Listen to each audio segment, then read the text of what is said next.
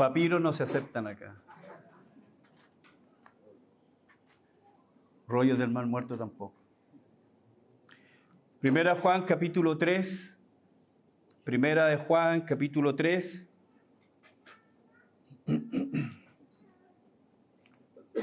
Vamos a leer desde el verso 4 hasta el verso 10.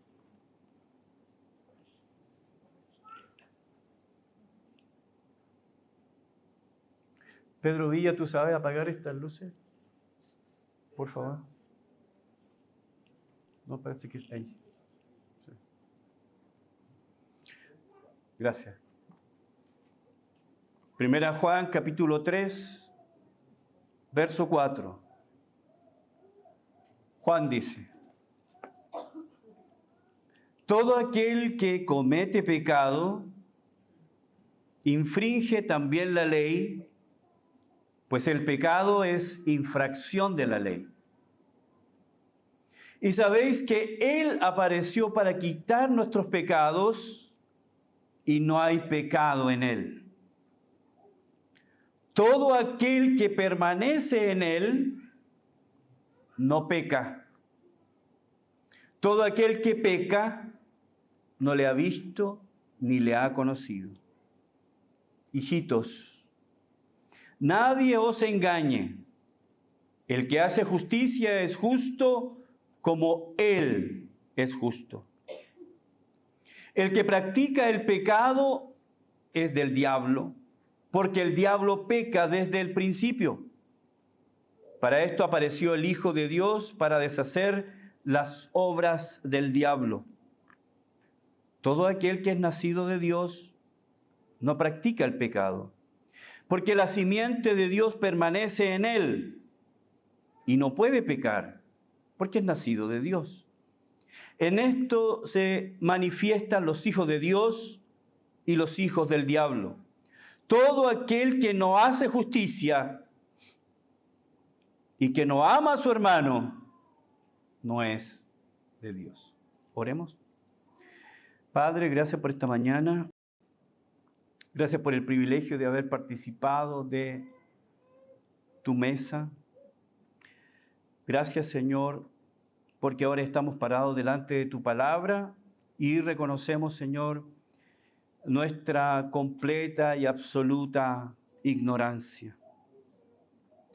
Señor, nos falta tanto entender tantas cosas que son fundamentales. Señor, por eso te pedimos que el mismo Espíritu que inspiró a Juan sea esta mañana hablándonos, enseñándonos, corrigiéndonos, exhortándonos, llamándonos al arrepentimiento, abriendo nuestra mente para comprender en la medida exacta qué significa cada cosa. Esto no es una cosa en desmedro de otra. Es un hermoso complemento. Es verdad. Necesitamos la verdad. Para nosotros creyentes del siglo XXI, que tenemos que luchar, lidiar, enfrentar el pecado, necesitamos claridad. Necesitamos entender cuál es todavía nuestra condición, cuál es tu demanda, cuál es nuestra provisión que hemos recibido de ti. Por eso te pido que al abrir esta tu palabra, tú también abra nuestro corazón, nuestro entendimiento, para vivir de la manera que tú quieres que vivamos. Señor, nosotros queremos serte agradables. Bendice el mensaje y ayúdame. Siento que no manejo, no entiendo a cabalidad. Ayúdame en mi ignorancia para poder compartir con tu pueblo, con tu gente, con aquellos que tú has comprado y lavado con tu sangre. No permitas que una estupidez mía, no permitas que una ignorancia mía pueda afectar los corazones de las personas. Permite, Señor, como nunca antes te lo pido, que sea tu Espíritu hablando con nosotros. En el nombre de tu Hijo Jesús. Amén.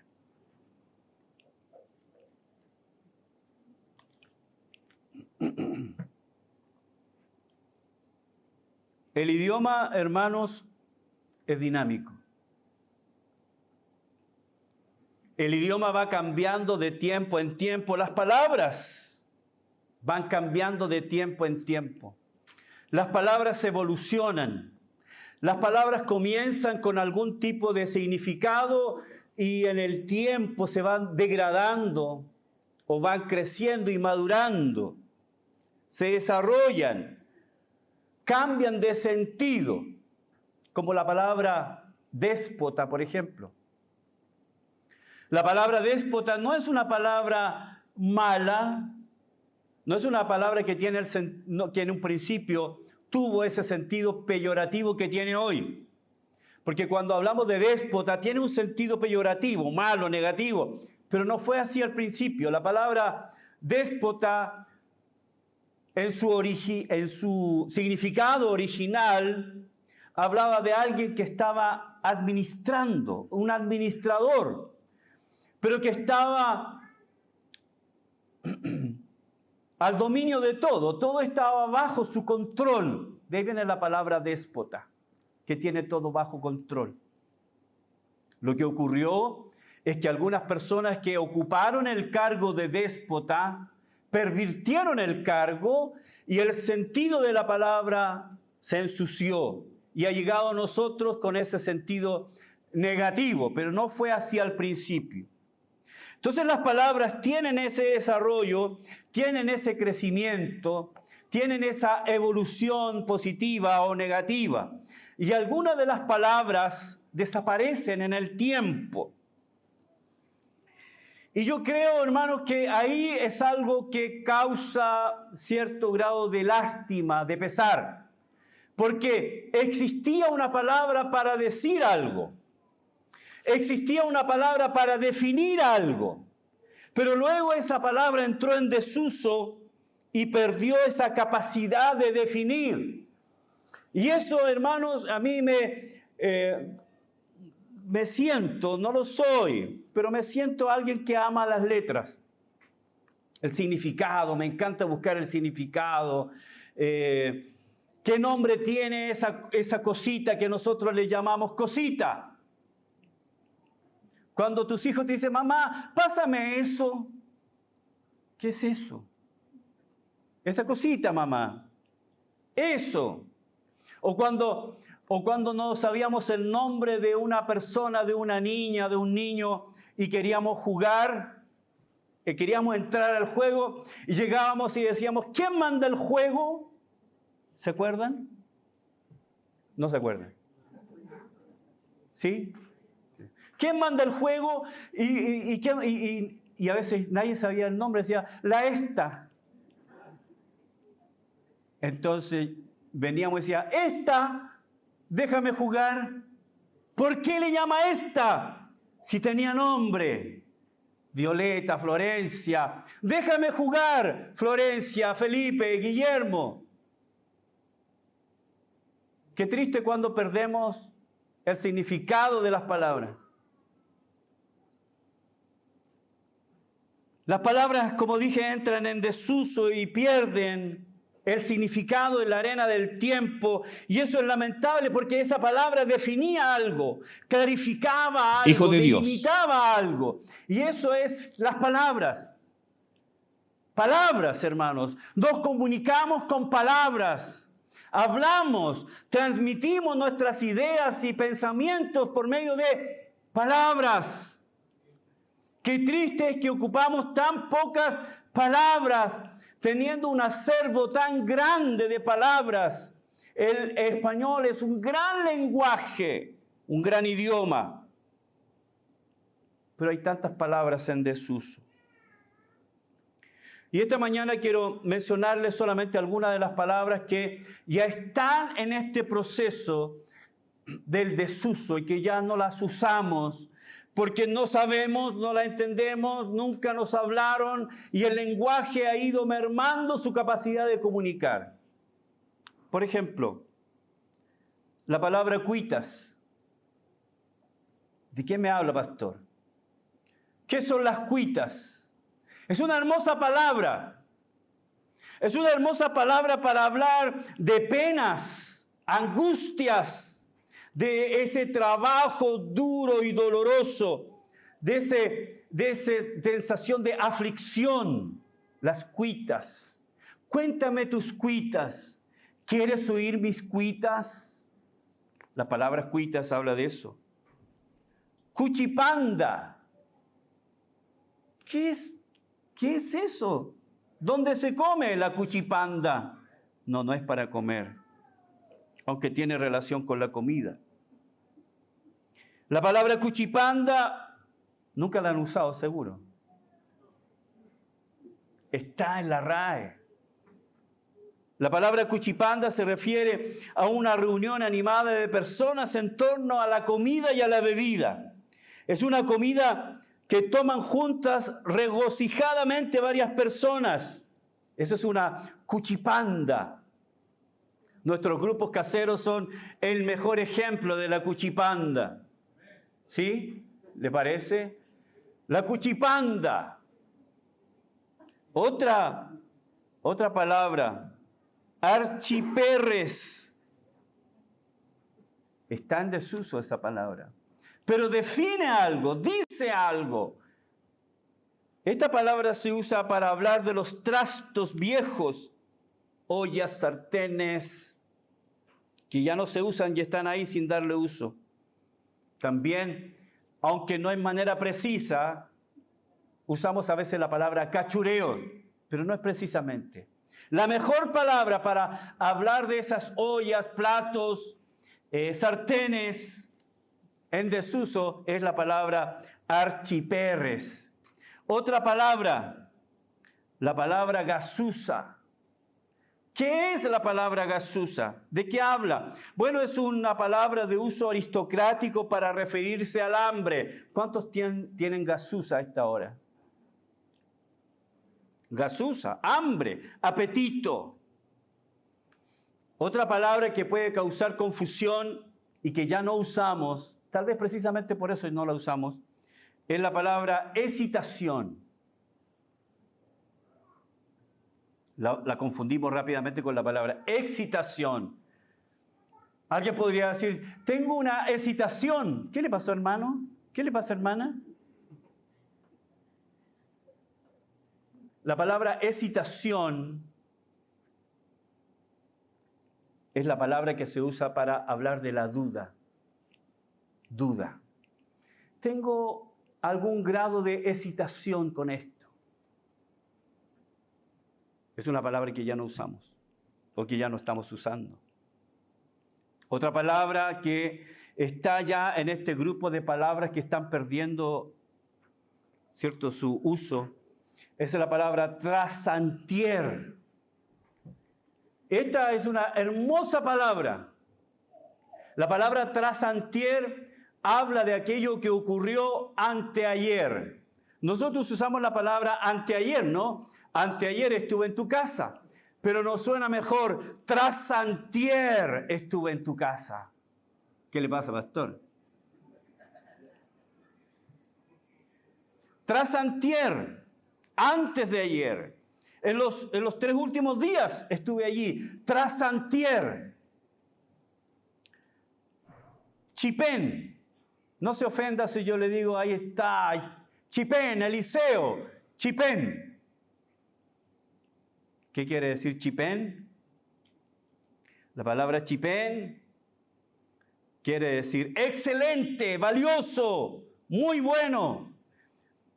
Eliseo es un trabajador chipén.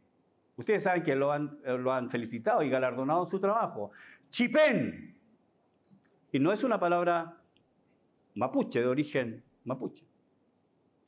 Así que, hermanos, tenemos estas palabras: cuitas, cuchipanda, archiperres, gasusa, excitación, trasantier, chipén, bueno, y muchas más, que en nuestro lenguaje están perdiendo el significado y el sentido, y son palabras que no las usamos, y yo creo que no las usamos porque hemos perdido, hermanos, ese que es un poder, decir las cosas precisas, decir cosas precisas, no hablar así al aire, ambigüedades, sino tener la palabra precisa, la palabra adecuada, y nuestro lenguaje tiene esa capacidad.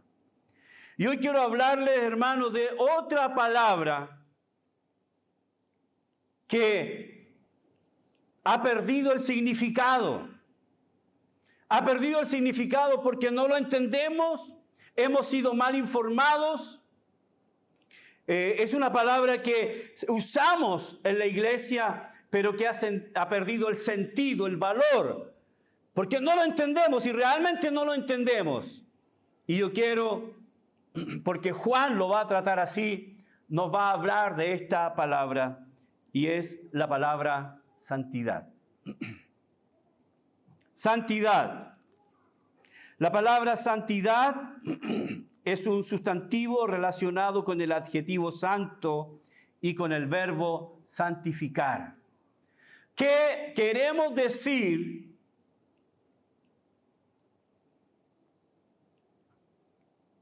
¿Qué significado, qué peso tiene la palabra santo?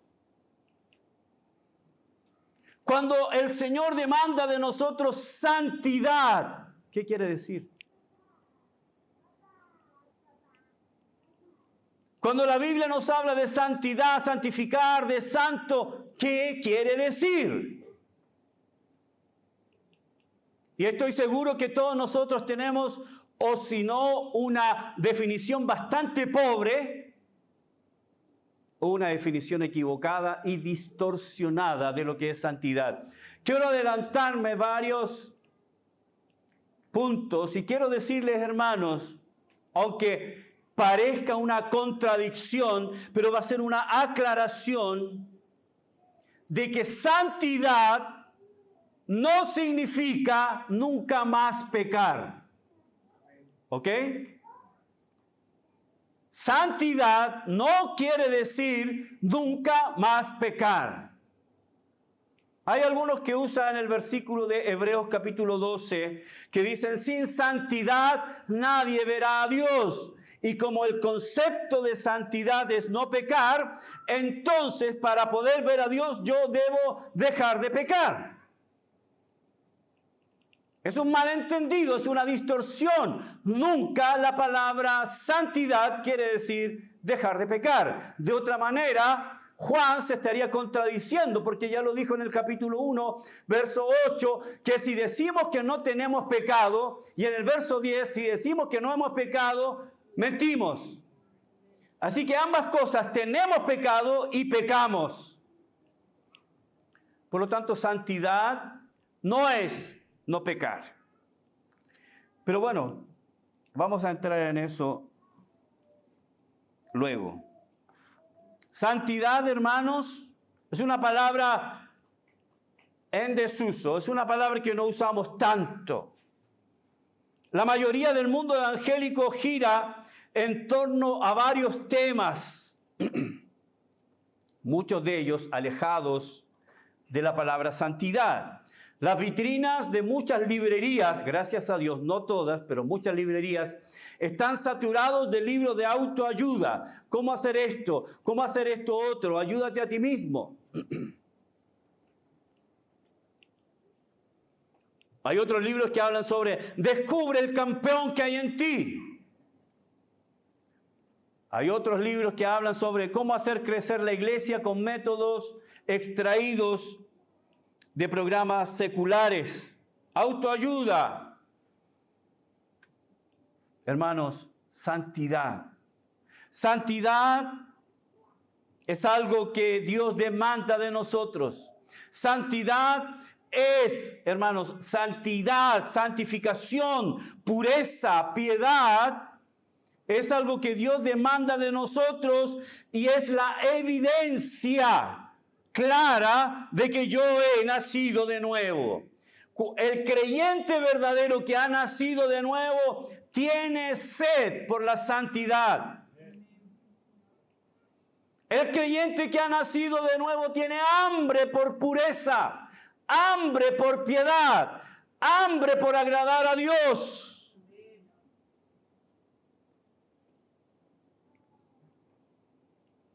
La palabra santidad, tanto en el hebreo como en el griego, las lenguas bíblicas, significa sencillamente separación, distanciamiento. El término santidad implica tanto devoción como asimilación. Devoción en el sentido de que admiro la persona de Dios, la figura de Jesucristo, es algo que mi ser admira y anhela. También la palabra santificación es asimilación en el sentido que en la medida que yo estoy mirando, que estoy contemplando, que yo miro absorto, que yo admiro la grandeza de Dios, estoy siendo asimilado a su carácter. Por eso los primeros creyentes en Antioquía se les llamó Cristos. Cristos pequeños. Eran las pequeñas imágenes de Cristo, cristiano. Que el mundo hable de nosotros como cristianos, piadosos, puros, santos.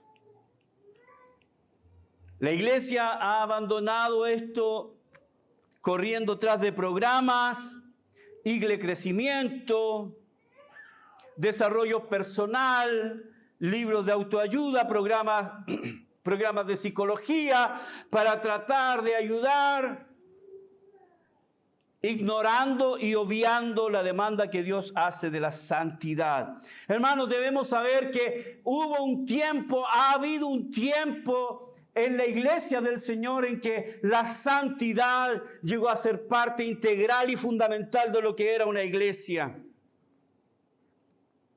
Los puritanos, por ejemplo, buscaban en sus relaciones interpersonales, en el uso de su tiempo, en el uso del dinero, en el uso de las relaciones, amistades, que todo fuera santidad al Señor, que todo lo que ellos hicieran o fuera algo que agradara a Dios, que fuera santidad.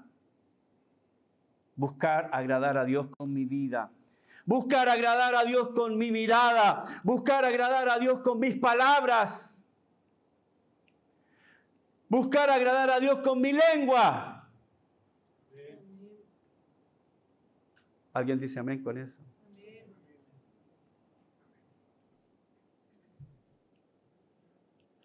Los puritanos decían eso. Santidad al Señor. Hombres con sus luces y sombras, tengo que decirlo, como Juan Wesley, fundador junto con su hermano Carlos, ¿no?, de la iglesia metodista.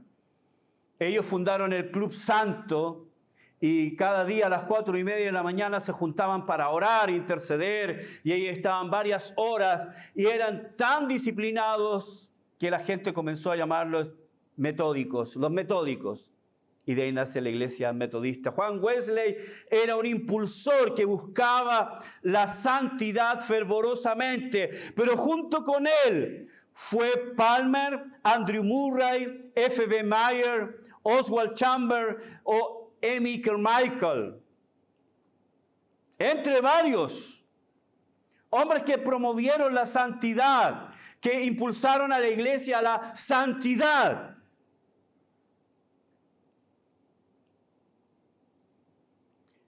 Usted recordará el domingo pasado, cuando comenzamos a estudiar el capítulo 3, que Juan nos enseñó 3 cosas. Primero, lo que somos. ¿Qué es lo que somos?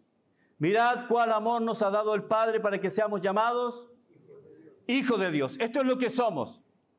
Todo creyente que ha nacido de nuevo es hijo de Dios. Y a todos los que creyeron en Él, a los que creen en su nombre, Juan 1:12, les dio la potestad de ser llamados hijos de Dios. Hijos. Eso es lo que somos, hijos. Pero luego Juan en el verso 2 nos enseñó lo que seremos. ¿Qué es lo que seremos? Seremos semejantes a Él porque le veremos tal como Él es. Aún no se ha manifestado lo que debemos ser. Somos hijos de Dios, pero todavía no se ha manifestado lo que debemos ser. Todavía no. Falta. Todavía falta. A Jonathan todavía le falta. ¿Cuántos están de acuerdo con eso? Carlita, ¿tú dices igual? Le falta. Pero a ti también te falta. Claro. ¿A Cecitar le falta o no? ¿Sí o no, Janet? Claro. Pero a la Janet, bueno, a ella le falta menos. Aún no se ha manifestado lo que debemos ser. Yo pensaba que viniendo a la iglesia todos iban a ser impecables, no iban a pecar. Nadie se enoja en esta iglesia. No se equivoque, hay muchos enojones. No se ha manifestado lo que debemos ser, pero cuando Él se manifieste, seremos semejantes a Él porque le veremos tal como Él es. Es una promesa. Pero hay una tercera cosa. Juan ha dicho lo que somos, lo que seremos, pero luego en el verso 3 dice lo que debemos ser. Lo que debemos ser. Y aquí Juan da pie para hablarnos lo que sí debemos ser.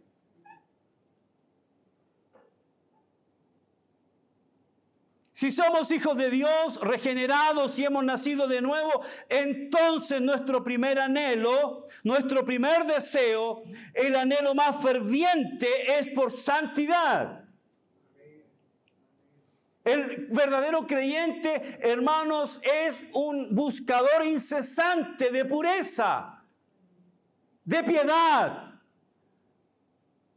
Él está en una carrera, él está en un proceso de santidad, de pureza, de piedad. Cada creyente que alberga en su corazón la esperanza de ver a Cristo y reflejar su gloria, es un creyente que debe sentir el deseo y el deber de purificarse a sí mismo, usando como modelo al Señor Jesucristo y como norma la ley. Entonces un creyente verdadero no es un creyente laxo, relajado, no es un creyente, y aquí me faltan las palabras a veces, relajado, laxo, light. Él está atento. Él ha nacido de nuevo y su deseo más fervoroso es pureza, santidad. Entre paréntesis, es la evidencia de que sí ha nacido de nuevo. No se mezcla donde no debe mezclarse, no se junta con quien no debe juntarse, no tiene amistades que lo llevan al lado oscuro, no tiene amistades en donde lo sacan de su estado de pureza y lo atraen y lo seducen. Es una persona que escoge a sus amigos. Tal vez no tiene muchos. Porque lo que a él le interesa, lo que él quiere, lo que él busca es santidad. La meta en su vida es santidad. Como dije, santidad tampoco es perfección. Segunda definición. Santidad no es no pecar. Santidad no es perfección. Santidad es un esfuerzo. Santidad es un trabajo. Santidad es una determinación de agradar a Dios con mi vida. Juan estaba muy preocupado de que los cristianos de su época supieran distinguir lo verdadero de lo falso, lo genuino de lo artificial, los creyentes verdaderos de los falsos. Así que en estos versículos, Juan va a hablarnos de eso, santidad. Santidad. Santidad bíblica. No una santidad que a alguien se le ocurre. No es una definición humana, no es una definición de alguna denominación. Es lo que la Biblia nos dice. Así que, hermanos, quiero que leamos nuevamente estos versículos pensando en esto. Verso 4, todo aquel que comete pecado infringe también la ley, pues el pecado es infracción de la ley. Y sabéis que Él apareció para quitar nuestros pecados y no hay pecado en Él. Y todo aquel que permanece en Él no peca. Va a ser interesante cuando estudiemos ese versículo, ¿no? Porque si yo permanezco en Él, no peco. Entonces quiero decir que si yo peco es que no estoy permaneciendo en Él. Todo aquel que peca no le ha visto ni le ha conocido. ¿Cuántos de ustedes han pecado? Entonces quiere decir que ustedes no lo han visto ni le han conocido. ¿Qué quiere decir Juan?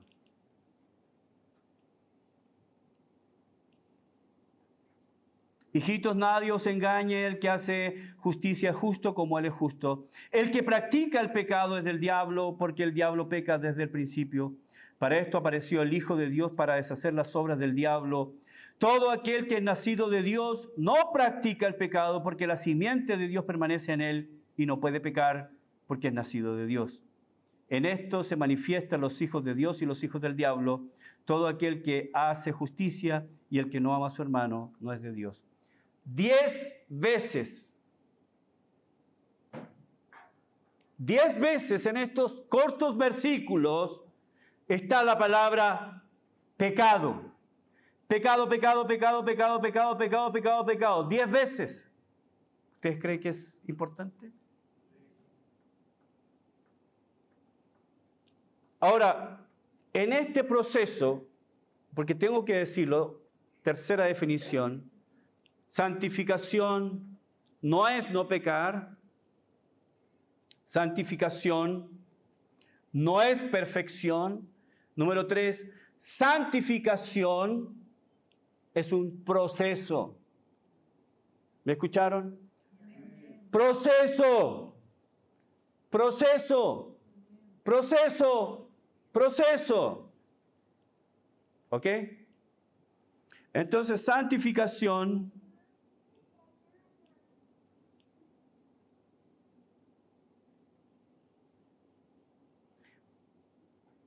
cuando hablamos de santificación tenemos dos extremos.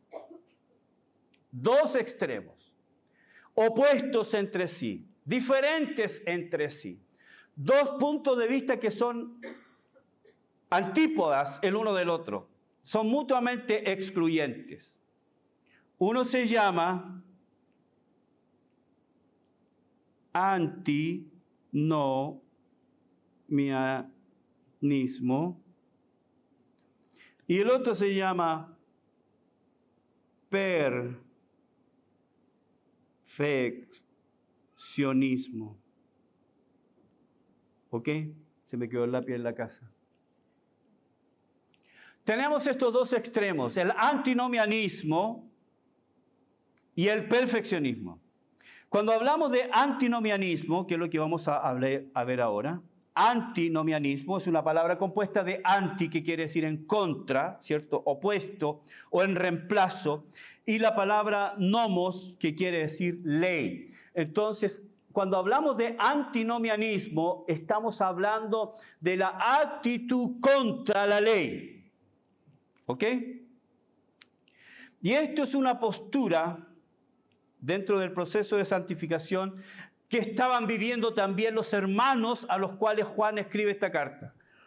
Recuerden que la herejía gnóstica enseñaba este extremo, que puesto que el espíritu es bueno, la carne es mala, no importa lo que hagas con la carne, no importa lo que hagas con tu cuerpo, el cuerpo no importa, tu espíritu importa, porque el espíritu está en una celda, en una jaula que se llama cuerpo, y cuando tú mueras, el cuerpo va a morir y el espíritu va a quedar libre, así que no importa lo que hagas con el cuerpo, antinomianismo. Y así muchos creyentes de esa época, muchos creyentes de ese tiempo y hoy creen que no importa si peco, no importa. Porque el cuerpo no importa, lo que importa es el espíritu. Y era abiertamente una distorsión contra la verdad. Es un desprecio contra la ley.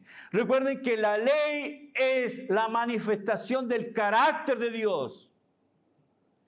No somos salvos por la ley. Eso debemos aclararlo. No somos salvos por la ley, pero eso no quiere decir que vivimos una vida antinomianista. ¿Ok? La ley todavía dice no robarás. La ley todavía dice no cometerás adulterio. La ley todavía dice no codiciarás la mujer de tu prójimo. La ley todavía dice honra a tu padre y a tu madre. Todavía la ley está vigente. Solo que la ley no me salva. Entonces, esto, hermanos, es una distorsión de la gracia. Ahora que estamos bajo la gracia y no bajo la ley, entonces podemos hacer lo que queramos, podemos vivir como queramos. Total, es un Dios de gracia que me perdona. Y no importa lo que haga con mi cuerpo, total, mi cuerpo es malo, el espíritu es bueno. Antinomianismo, eso no es verdad. Y lo va a dejar claro en el verso 4. Y creo que hasta ahí vamos a llegar. Juan dice: todo aquel que comete pecado infringe también la ley, pues el pecado es infracción de la ley. Ahora comienza con una palabra de sentido universal. Todo aquel, sin excepción, todo, cualquiera que peque, infringe la ley. Mire cómo lo dice, que me gusta mucho, Kenneth West. Dice, bueno, número 1, el pecado es incompatible con la ley de Dios. Si quieren anotarlo. Número 1, el pecado es incompatible con la ley de Dios. Pero mira cómo lo lee o lo traduce Kenneth West. Todo aquel que habitualmente comete pecado. Yo subrayo esto. Tengámoslo en mente, porque esta palabra nos va a abrir la definición que hace Juan acá.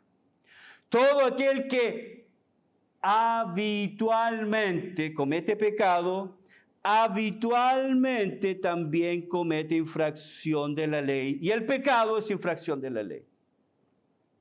Me encanta cómo lo traduce Kenneth West. Así que Juan establece una verdad universal. Esta verdad universal nadie puede escapar. Esta es una definición universal que recae sobre cada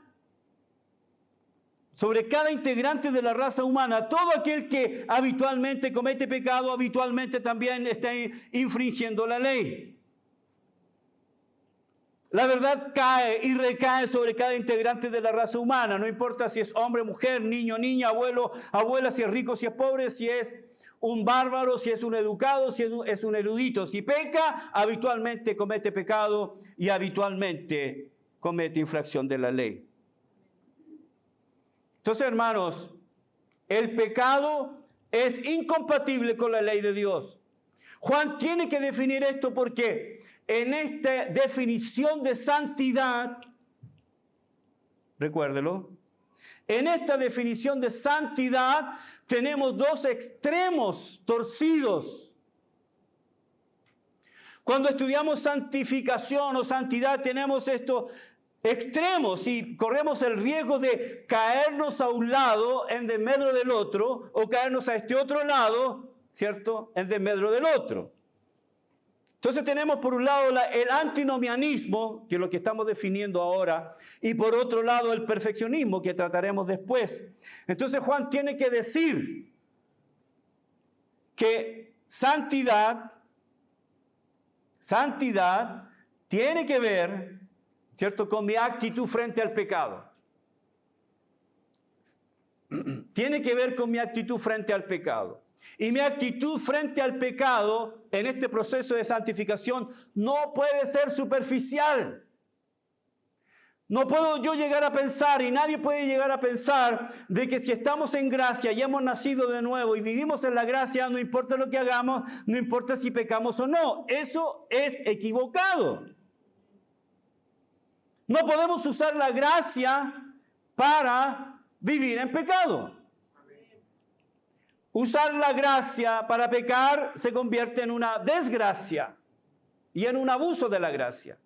Entonces tenemos que estar acá, no en el medio. Aquí no es una proporción, un poco de antinomianismo, un poco de perfeccionismo, no es un porcentaje, es la verdad bíblica. ¿Cómo yo debo andar buscando la santidad? Y aquí nos dice claramente que el pecado es incompatible con la ley de Dios. Y Kenneth West lo traduce de esta manera: todo aquel que habitualmente comete pecado, habitualmente también comete infracción de la ley. Y el pecado es infracción de la ley. La palabra comete, el verbo cometer, Juan dice, todo aquel que comete pecado, el verbo cometer, presente participio, eso es importante, comete, poión. Este verbo se traduce principalmente con la idea de hacer, llevar a cabo, producir, lograr, construir o crear algo a partir del material existente, realizar, etc. Hacer algo. ¿Y qué es lo que hace acá? Infringir la ley. Ahora, hermanos, es tan importante no solamente el verbo, sino el tiempo en que está el verbo. Ahora, un verbo en el tiempo presente, ¿cierto?, cuando lo estudiamos en el griego, es un verbo que nos indica una acción constante.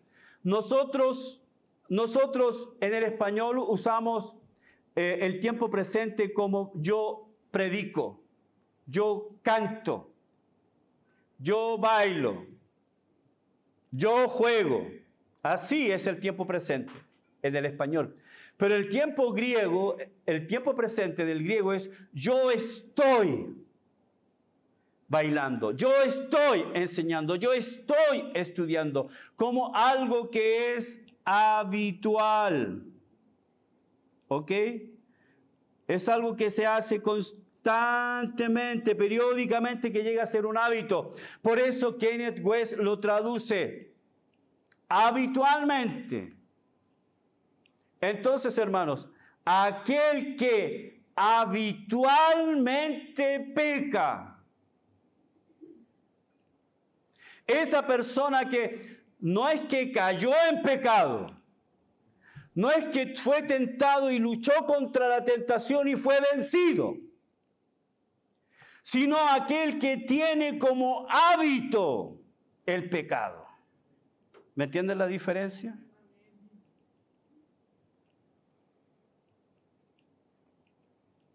Alguien que tiene como su estilo de vida el pecado es diferente a un creyente que cae en pecado.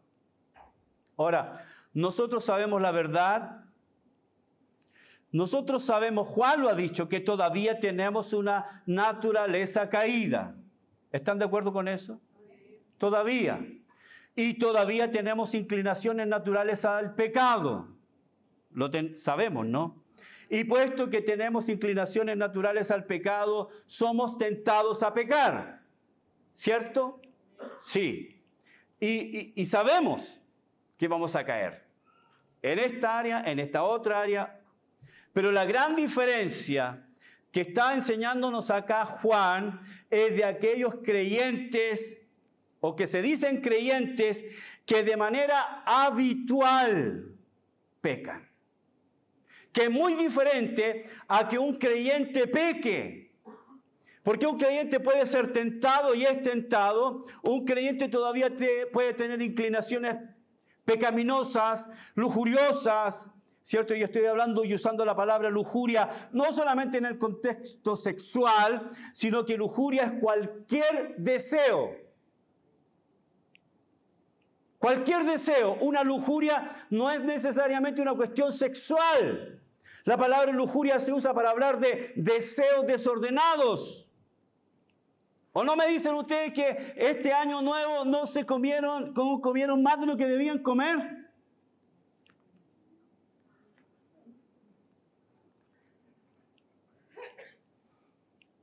¿No tomaron helado más de lo que debían tomar helado? Lujuria son deseos desordenados.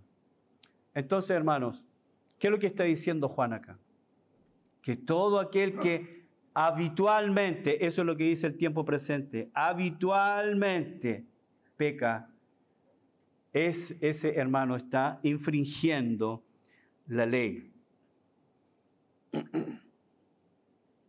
La palabra infringir, entonces, describe literalmente lo que está sin ley y significa indiferencia hacia Dios y su ley, o la violación real de esa ley. La idea principal no es tanto la ausencia de ley, sino el rechazo voluntario a la ley o a la voluntad de Dios y la sustitución por la voluntad del yo.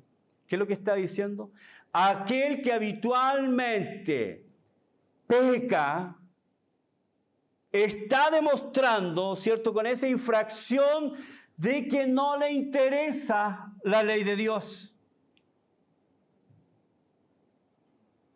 Esa persona que dice, no, yo soy creyente, yo voy a la iglesia, amén, amén. Llevo mi Biblia cuando el pastor dice, ¿quién trae Biblia? Yo soy el primero que la levanta.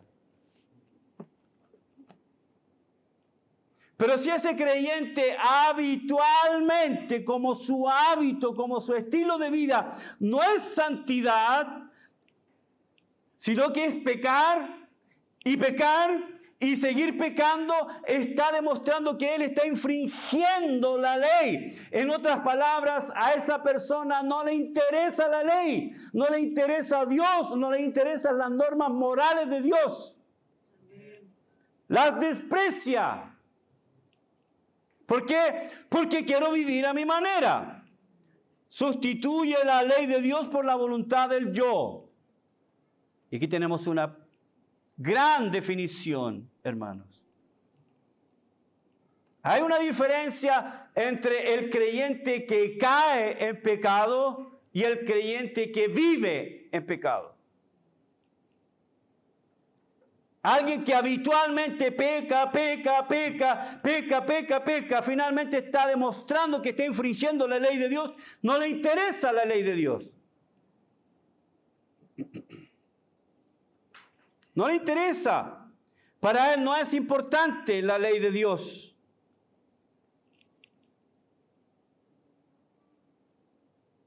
Está diciendo que él quiere pecar y quiere seguir pecando. No, yo quiero tener amistad con esta gente. No es santa, no es de la iglesia. No, pero yo quiero estar ahí. Yo quiero hacer esto, yo quiero comprar esto. Yo quiero tener la libertad de escoger a quien quiera ser el compañero de cualquier persona sin restricciones. En otras palabras, lo que está diciendo Juan, aquellos que infringen la ley están demostrando que no les interesa la ley. Por lo tanto, ellos pecan sin vergüenza. Están pecando sin vergüenza. Porque la verdad es que no han nacido de nuevo. No hay ninguna diferencia entre ellos y los que no han nacido de nuevo. Tal vez la única diferencia es que vienen a la iglesia, pero no han nacido de nuevo. Pero un creyente cuando peca, un creyente verdadero, ama la justicia, quiere la justicia, busca la pureza, busca la piedad. Cuando peca, siente la carga, siente el dolor porque ha ofendido a Dios. Ha quebrantado la ley. A pesar de que tiene una naturaleza pecaminosa, y Juan lo va a decir más adelante, tiene la simiente divina. Tiene la simiente divina. Tenemos el Espíritu Santo. Dios nos habita. Dios nos ha dado una nueva naturaleza. Tenemos naturaleza nueva. Y esa es la naturaleza que se levanta y nos dice: pecaste, fallaste, busca a Dios. Busca arrepentimiento. Busca confesar tus pecados. Vuelve al camino.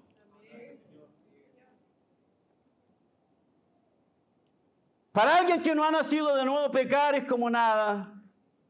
Como dice Proverbios. La ramera, después que ha cometido su pecado, es como que se lava la boca y listo, nada, aquí no pasó nada. ¿Cómo no pasó nada? ¿Cómo no pasó nada? ¿No hay nada para pedir perdón? ¿Podemos jugar con nuestras palabras y ofender a todo el mundo? Ah, sí, es que yo soy honesto. Yo no me guardo las cosas. Yo soy franco. Tu lengua ofende si no está bajo el control del Espíritu Santo. Juan dice claramente que el pecado es incompatible con la ley de Dios. Porque todo pecado es infracción de la ley, es quebrantar la ley. Hay una gran diferencia entre un no creyente y un creyente. Tal vez pueden cometer el mismo pecado. Y el no creyente se jacta. Y el creyente se lamenta. Y va a tener su lamento y su lucha y su vergüenza y su dolor de haber ofendido a Dios. Y el Espíritu Santo lo va a convencer. No lo va a condenar. Porque no hay condenación para los que están en Cristo. Pero lo va a convencer y lo va a llevar al arrepentimiento. Arrepiéntete, confiesa, levántate y sigue.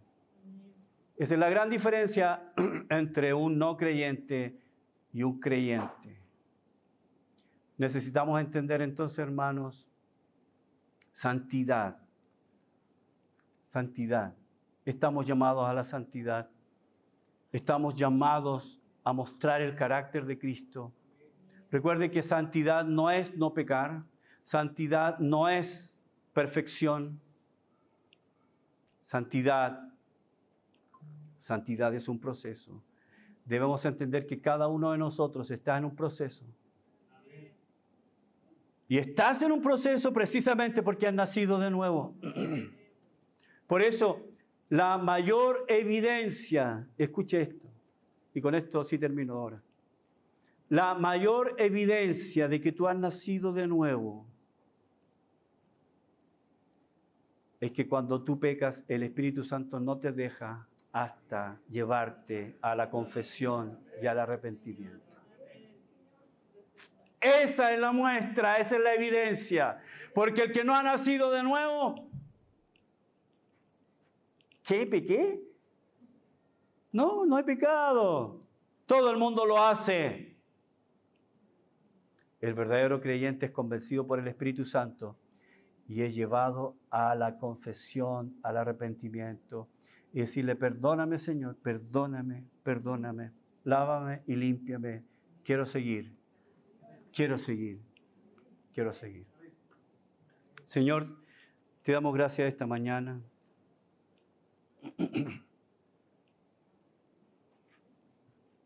Porque tu palabra define. Tu palabra define. Y Señor, tu palabra nos dice que todavía tenemos una naturaleza caída. Tu palabra nos dice que todavía somos tentados y que Satanás busca, como león rugiente, a quien devorar. Busca tentar, provocar. Y mi propia naturaleza, que a veces ni siquiera necesita ser tentada, está llena de maldad. Y este mundo Y este mundo, con sus luces, con su fascinación, me atrae. Señor, tu palabra dice que yo soy así, pero también tu palabra dice que tengo simiente divina, que tengo que aprender, que tengo que recibir luz para aprender a caminar en esa luz. Señor, nos falta, pero queremos seguir caminando. Ayúdanos, Señor, a entender y comprender, Señor, cómo tú quieres que yo viva en este proceso de santificación. Gracias por tu palabra esta mañana. Anima nuestros corazones. Lo pido en el nombre de tu Hijo Jesús. Amén. Amén. Amén. Que Dios les bendiga, hermanos.